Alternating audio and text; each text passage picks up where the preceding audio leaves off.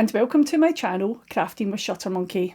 I'm Amanda, also known as Shuttermonkey, and I live in Ayrshire on the west coast of Scotland. Today is Thursday the 20th of June and this is episode number 45. I have a wee bit of knitting to show you today, a tiny bit of crochet, not much in the way of crochet, and plenty of patchwork quilting to show you. Any of the yarn or the fabrics or the patterns that I talk about today, if they are still available to buy, I will post links in the description box below, and that way, if it's something that you're interested in, you can find out more information yourself. But before we move on to the knitting section, I just wanted to say thank you for all the comments and suggestions on my last video. I had been clearing out my hand knit wardrobe, so I was rehoming quite a few garments. I had 11 in total. 2 of them aren't going anywhere. One of them is that Mina cardigan. It was the cashmere cardigan, and I've already frogged it. So this is how it's looking. Some of it is looking just now. This is actually the left front and the right front. And this here is the back.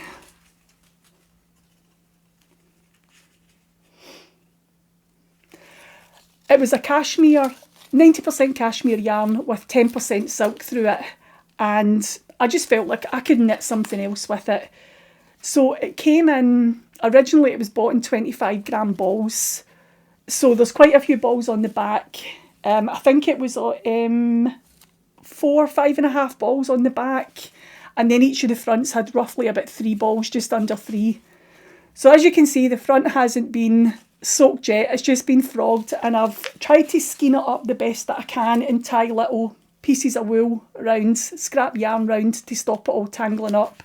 Whereas the back frogged yarn has been soaked, and then I've pressed I just rolled it up in a towel, a bath towel, and got most of the water out, and then hung it up like this with these wee cable ties. I hung it outside on my washing line just to dry on a nice day.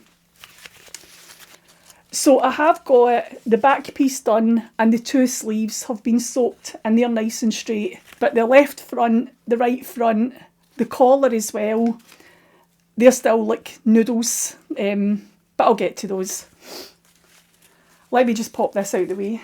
So I'm quite enjoying actually working with that yarn. It took quite a long time to frog that cardigan. I think it was about 5.5 hours all in, unpicking all the pieces, getting them into all their individual pieces, and then frogging the yarn. And as I was pulling it out, I was using my Swift, and I was just winding it up into a skein, tied it up, put 4 wee tires on each skein, and then put it onto the cable ties.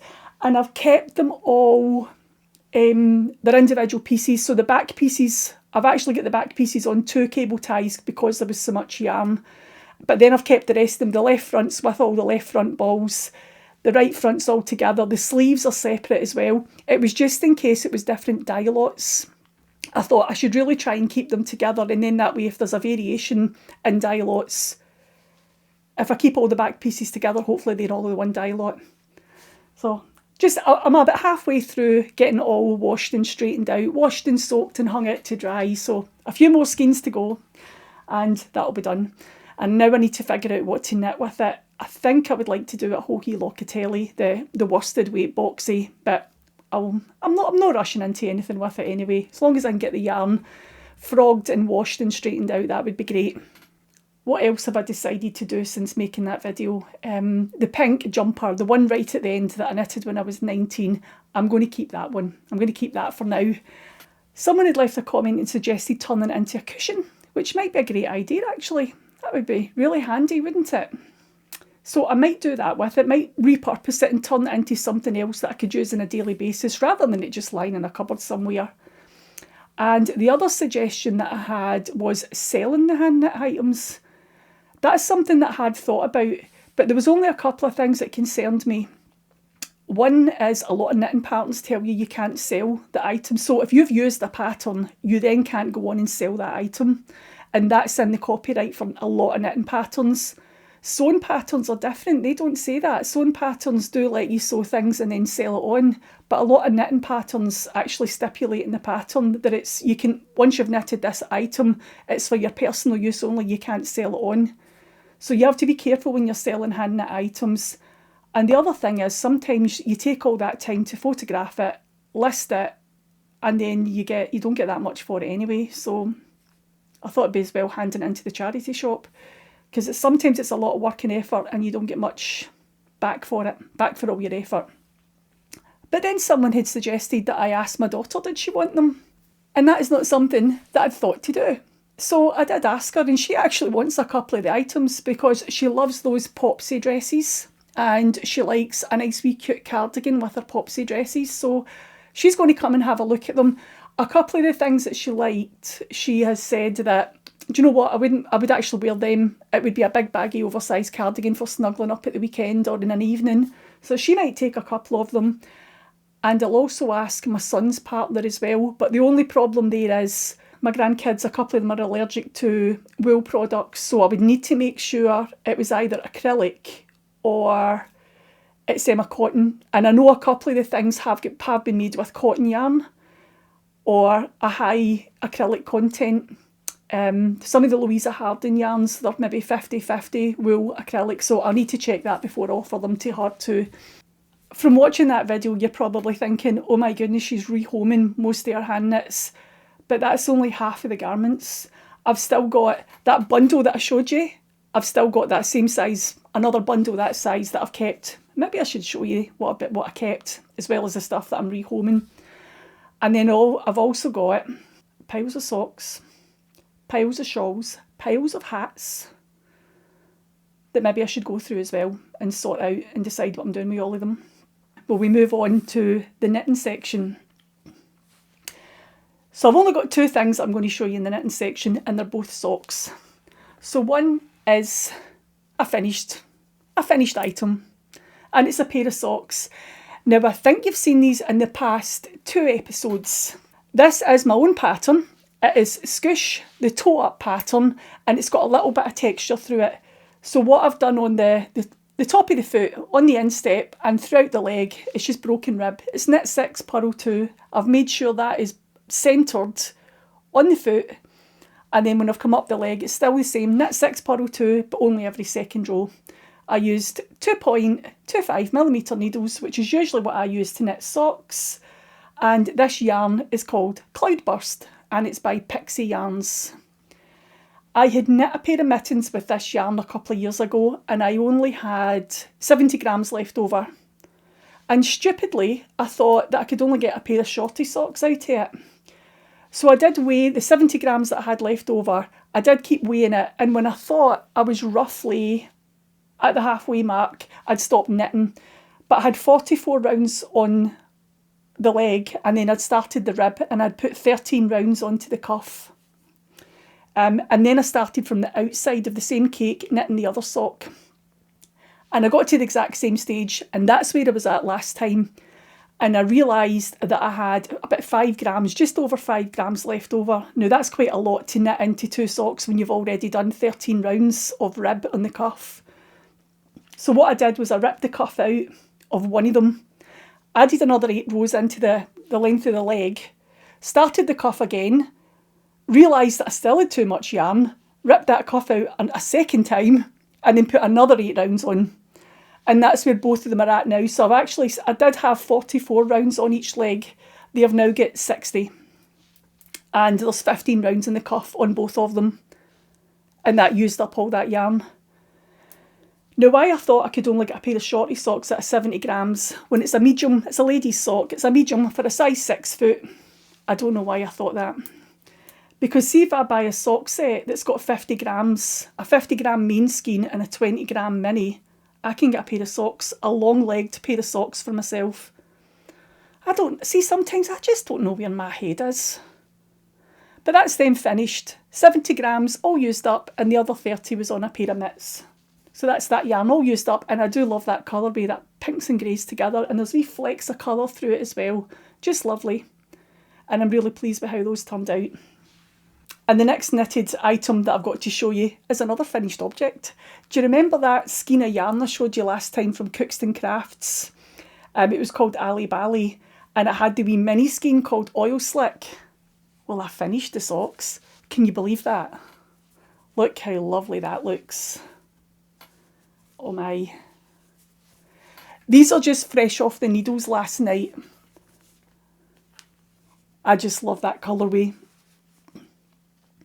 I think Kevin's ankle's a wee bit wider than mine, or is it just because it needs blocked? It's not been blocked yet. They're fresh off the needles last night, and I have got 2 of them, look. Been a busy little bee. So since I last filmed an episode, which was 2 weeks ago, I think it was the 5th of June, I've managed to knit a full pair of socks. I'm really proud of myself. And I just love this colourway. So this is using my Scoosh pattern toe up. There is no texture on it. It's all stocking stitch. And it's the Ali Bali colourway is the main colour. And the Oil Slick colourway is the contrasting heel tone cuffs. And I just love it. I'm trying to hold it a better way so I'm not covering anything with my fingers. I wonder if it's easier to see on the off Kevin. But they haven't been blocked yet. And I haven't sewn in my ends. But the reason I knitted these is I wanted to update my Scoosh patterns, both the toe up and the cuff down. So I did say I was going to knit these cuff down, but then I just started toe up. Can't help myself. I love toe up socks. And I just get carried away because I love both the colours. I just think they're lovely. When I update this pattern, most of the changes will be in the heel area. It's just how you slip your stitches. Originally, when I released the pattern, I said it was just slip your stitch. But I've found you get a neater join. If you slip on one side, you slip it knitwise. And that's what I'm updating. And I think that is the only change I made to it. So it'll be the cuff detail that is slightly updated, just to tell you what way to slip your stitches. But that is Cookston Crafts, Ali Bali and Oil Slick, and I just love it. And that only used about 50 grams of that main skein, and it used most of the 20 grams, so it was 70 grams. Do you think I'll remember that next time I've got a skein of yarn needing used up? Probably not. So the next thing that I want to start knitting is the Scoosh cuff down, so I can make sure I've updated that, and I do get how you slip your stitches, whether it's knitwise, whether it's purlwise. And I'm going to use this skein of yarn here and the little minis that come with it. This was from Beehive Yarns, and this was part of the Anna Green Gables box, which was a spring box. And I'm going to use this. So I'm going to go get this wound up today. Oh, I wonder if I can get another pair of socks knitted before the next video. That would be good, wouldn't it? I just couldn't put that colourway down, that Ali Bali colourway. I just loved it. It's just all those purples and the greens. And I love pinks, I love greys. But anything that's heathery coloured, like purples, greens and pinks, are really, really... Oh, I just love them. So that's what I'm going to wind up today, and I'm going to get those ones cast on as well. I will try and get the toe-up version of the Scoosh socks updated by the end of this month, by the end of June. I'll get this sock blocked, and I'll add new photographs to the pattern. That'll be the only other change, so you know you're getting the updated version. And that is all the knitting I have to share with you today. Because I was working in my husband's jumper and I knitted a wee bit more on it. But then he said to me, do you know, I don't need that jumper just now. As long as I've got it for the autumn, that would be great. So that's what he said, but what I heard was, you should go cast on some new projects. Put that away and cast on some new projects. And that's what I did. So let's move on to the blanket section, because this is where I'm going to show you my new cast-ons, okay? Now, I think it was back in 2021, Lay Family Yarns released a yarn collection called The Rainbow Chronicles. Now, I bought all that yarn when they released it the first time, and I started a blanket. Right, okay, I haven't finished that blanket. We're not going to talk about that today, but okay. I've finished the knitting, I'm working on the sewing up, okay? But about a year and a half later, they re-released that yarn collection, and they released it as a palette pack, which looked like this. You get 10 10 gram minis, and So each month it came out, there was a different colourway, whether it was pink, red, orange. And then they also released, it was a mini skein collection called the Ultimate Pack, which had 10 10-gram minis, but there was 5 grams from one month, 5 grams from another month. So all in, each month you could get 15 mini skeins. That was the March palette, and then that's March and April, the Ultimate Pack, the wee bit of yellows for April. So I have got 15 10-gram mini skeins from over 9 months from the second time that they released this club. So that's sitting there and it keeps enticing me. I really like the version of the Battenberg blanket by Sandra Paul, Cherry Heart. I really like the way Nitty Natty did hers. She did slightly bigger squares. She added an extra round onto her crochet, and that I really, really like it. And I thought I would like to try it. We'll try and finish some other whips first, and then maybe we could try that. And I also really like the Jelly Roll blanket, especially when people do scrappy versions of it. I really, really like that too. But I would need to organise my colours and make sure, if there just wasn't too much. I overthink all these things. I think you know that if you've watched me regularly. So then after my husband said, you don't need to work in that jumper, I don't need it just now, the next thing that was recommended to me after I put on YouTube, switched on YouTube, and it recommended Emma Varnum. And she was doing a stash heap challenge. And it was the Battenberg blanket she's doing. And it all just clicked into place. And I thought, no, I'm going to take part in this stash heap challenge. You have to use yarn from your stash. You're trying to use up yarn in your stash and reduce your stash. And I thought, I'm going to go just cast this on. So I've crocheted some little squares from these 10-gram minis. So there is one of each colour here from the pink. So I've got 15 little squares crocheted with an extra round on the Battenberg blanket.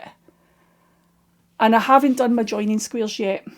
I've not decided what colour I'm going to use as my joining colour. I don't think I want a natural or a cream colourway because a few of these colours are quite pale. And I think if I used cream, it might be too close to these. And it's going to be the same every month in the Rainbow Chronicles. There are more natural coloured yarns with just speckles through. So I thought, if I use natural, it might blend in too much with some of them. So that only used up about 2.5 grams of each 10-gram mini. So plenty of yarn left over. My wee squares are measuring 2.5 inches square. These. So that's a good size. And I will decide in my joining colour soon, hopefully. But then the other thing that I cast on was a scrappy patchwork blanket. And here it is. And this is just using my 15 pink mini skeins from the first time this club was released. And I've tried to do it that they are squares, rather than just knitting until I ran out of yarn. This first one here, I knew I had 7.5 grams. Some of the skeins are maybe 10.5 grams, some are closer to 11, others are bang on the 10. There was none of them that was under 10, but some of them are closer to 10, some of them are closer to 11. So I knitted this one up. I just cast on 21 stitches and it's garter stitch until I ran out of yarn. Then I measured the width and I measured the height and I took a few rows out because I wanted it to be square. So these are about 3.5 inch square. And from this one I only had, it was about 0.8 of a gram left over. I don't like leaving yarn, but I want all my squares to be even. So you have to be careful about how much yarn I'm using. And then we went on to the next one. And I have tried to lay them out so there is a darker colour and then there's a lighter colour in between. And this is going to be the corner of the blanket. So the next month is red. And this is my red ones here. Oh, try and get the lights not to shine on them. So I need to get these 15 skeins here all caked up and I'll lay these out with this and I'll know which order to knit them in. But this is going to be the top corner and then it's going to go down in rainbow order down to the next corner. And I'll just work my way through all those 9 months of yarn and it's 15 mini skeins for each. I'm not really sure what to do with the leftovers, but I could maybe make a magic knot ball with the wee bits, because some of them have got just under a gram left over. Other schemes, there's one that's only got about half a gram, and there's other ones that have maybe got 1.5 grams left over. So, but I just wanted to make sure I had little squares. And if you turn it round the back, I've just joined it. I think it'll be very similar to how you join the jelly roll blankets, but I've put all the details on Ravelry. So if you want to know how I did it, it's on my project page on Ravelry, and I'll link to it. But I do have quite a few wee ends here to weave in, and I need to decide what I'm doing before I weave in my ends. Do you know when you get beginners to patchwork, when you're sewing, and they might find it difficult to join these seams here? And sometimes what they're told to do is just put a wee button on there, or you can put a wee decorative stitch here, just so your eye's not drawn to the fact that the seams aren't all lined up. I was wondering whether to do something like that with the ends at the back, bring them to the front and just do a wee cross shape. Just add another wee feature of interest to the blanket, or do I just leave it as it is? What do you think? There's going to be so many colours working across this blanket that I'm wondering if putting more additional features on is just too much, too fussy. So I need to decide what to do with the ends, if I'm going to crisscross at the front, or even sew a wee button on or something, or just to leave it. The other option was I could line this blanket when I'm done, because it's not going to be a huge blanket. I think it's only going to be maybe about 40 inches wide by 40 inches high. It's only going to be a lap blanket. And I did wonder about lining it with some nice soft fleece on the back, or even some minky, something like that. And I've never done that before. So the other option was to leave all of these here, all the wee ends at the back, and you could use that for securing it and tying it in. So I need to think about that, but I don't want all the ends left to the end and have to do it all at the one time. So I better decide what I'm doing quick. So that's how that one's looking. And I've just called it a scrappy patchwork blanket because I'm not following a pattern as such. I'm just making little squares and joining them all together. And now that I've shown it to you, because I told myself I couldn't go any further with this, work on the pinks and then I'll show it to you. And then I'll start working on the reds. So I haven't even wound up my reds yet, but I can go wind those up now that I've shown it to you. When I knit this one, I am using 3.75mm Knit Pro needles. It's the wee tiny ones. I've got another one in here. They're just little short 15cm Knit Pros. And it's the 3.75. And I've doubled the yarn up. I wound all the wee mini skeins into a cake. I crocheted my wee square first, and then I took both ends from the outside and the inside and just started knitting together. So this is double knitting weight. It's fingering held double to get these wee squares. And when I did the little squares for the crochet, it was a 3.25mm needle. Yep, it's a 3.25mm needle, and I am using, I don't even know what these are. I think it's Knit Pro. I stole it from another project. So there we go. That is my 2 new cast-ons that I probably shouldn't be doing because I've got plenty of whips. But you know what? They're blankets. We won't count them as whips, okay? They're just long-term projects and I'm trying to use up some stash. And I'm just following that dopamine rush wherever it takes me. Any excuse, eh? So that's all the knitting and all the crochet that I have to share with you today. So let's move on to the patchwork and quilting section. And I've got I've got 3 patchwork blocks to show you. So this is the first one. And this is a Connemara block. And I made this at my little patchwork and quilting class.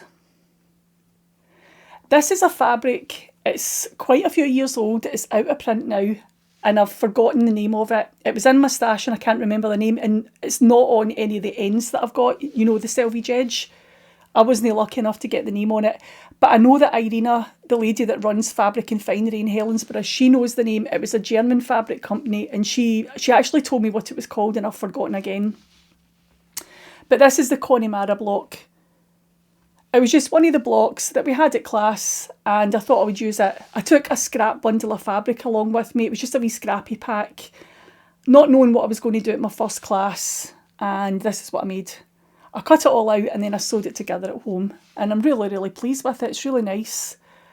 I maybe do some more blocks, similar blocks to this with the fabric and add it on, but as of yet I don't know what I'm going to do with it.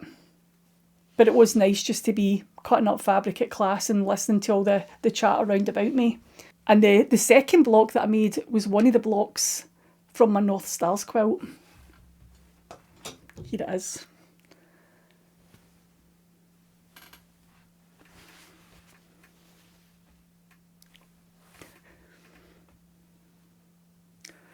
This is Fritz and Fred, and they are Arctic foxes. Or maybe I should stand up and you can see it better.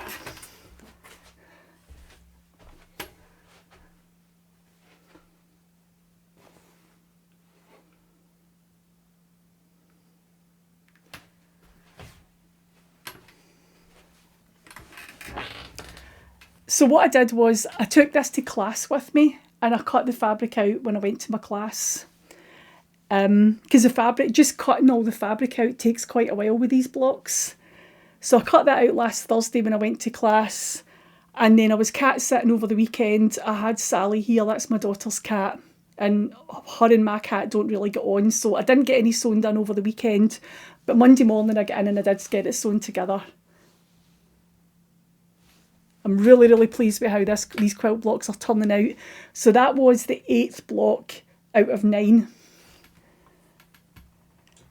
And then on Tuesday this week, I cut out the last block and I got it sewn together yesterday.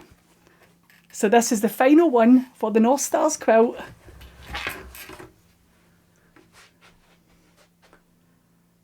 Can you see?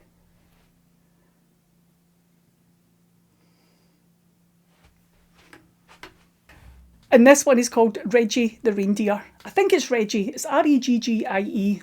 Is it Reggie or is it Reggie? Now, most of those blocks were about 6 hours to make them. There was a lot of cutting. There is a lot of them preparing your half square triangles and flying geese. Now, I would say the cutting takes about 1.5 to 2 hours. Preparing your half square triangles and the flying geese maybe takes me about another 1.5 to 2 hours.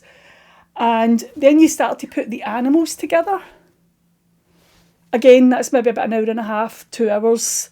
And then you put your stars together and put it all together. So all in, it's about 6 hours for each block.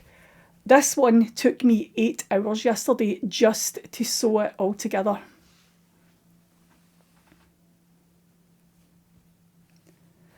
I can't believe how much work was in this one.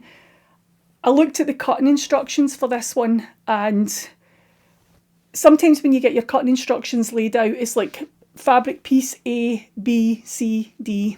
And quite often in this North Stars pattern, it goes into double letters. So you get all the letters of the alphabet, A to Z. Then it goes into double A, double B, double C. But this one went into triple letters. I don't think I've ever had so many pieces in the one quilt block ever. But it's done now. And I know I'm not complaining that it took so long. I did enjoy putting it together, but it's just, you don't think it's that much work. It took me about 3 hours cutting it out, and I just stood in here watching Karen from Stitches and Jack, catching up on her June vlogs, and cutting away. And I had all my wee bits of paper with all my letters written on, and every time I cut a piece, it got the wee clips, the wee wonder clips, and I clipped the letter on, so everything was all labelled. And then yesterday when it came to the sewing, as I say, it was quite a bit of sewing, but we got there. And that's the final one. So that's that quilt done. And it's going in my daughter's old bedroom because we've just finished decorating that and we're about to order a bed. So before I join this together, I'm going to get the bed ordered because I don't know if we're going for just a double bed because it's only for occasional use, or whether we're going to go for a king size. But I'll make this to go on the bed. So if it's a double bed, I can just make it as the pattern says and cut the borders, the sashing to the size that the pattern says, because it'll be fine. But if we go for a bigger bed, it's going to need bigger borders and bigger sashing. So I get to start the next one. I can start the capybara soon, can't I? Quite excited about that. The minute I finished this one, I had the next book out and I'm like, right, let me see what the cutting instructions are like. What am I letting myself in for here? But it's not as bad. The capybara is not as bad as the reindeer was. So I've got that to look forward to. And I would like to get that quilt done quite quickly.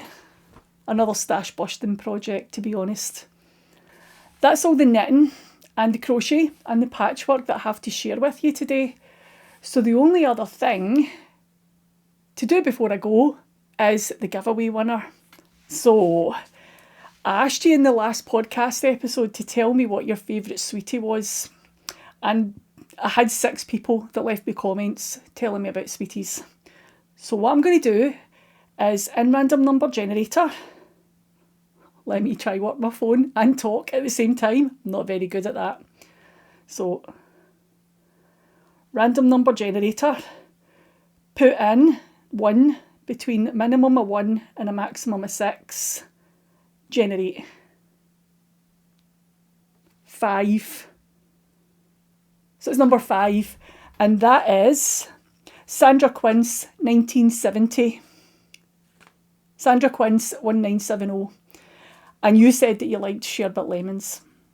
So what to do, Sandra? Send me a wee email. I just need your address details so I can post your little toft kit to you. I hope you have fun crocheting up your little toft sweetie when it arrives, Sandra.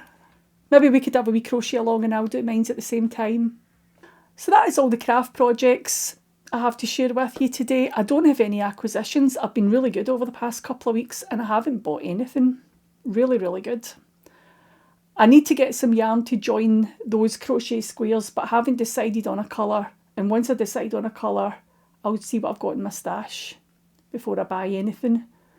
But apart from that, that is it. So thank you very much for watching, and I will see you all again soon. Bye.